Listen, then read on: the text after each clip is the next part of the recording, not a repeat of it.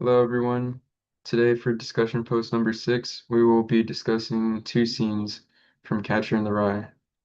For the first scene, I chose chapter 14 when Holden gets confronted by Sonny and Maurice. I think this scene is really interesting because, first, I should summarize it. So, what happens is they knock on his door and then they're they're pressing Holden because he owes them $5 for their throw, but he thinks that Maurice said $5 total instead of 10, and he doesn't want to give it up, and then it escalates into a fight.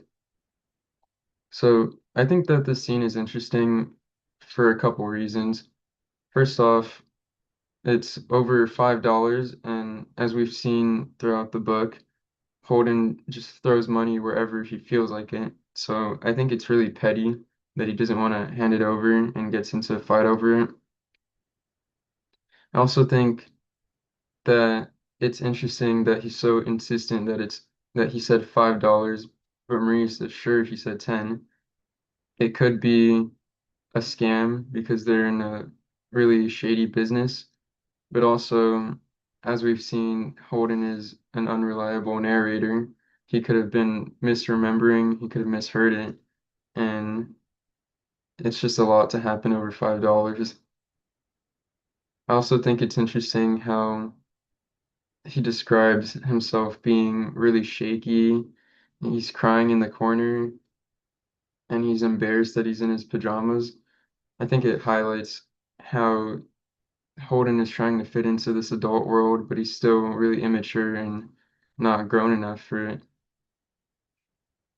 Okay, for the next scene, I'd choose chapter 21 when he sneaks into his apartment and he's there to speak to Phoebe, and then Phoebe realizes that Holden was expelled from Pensy Prep.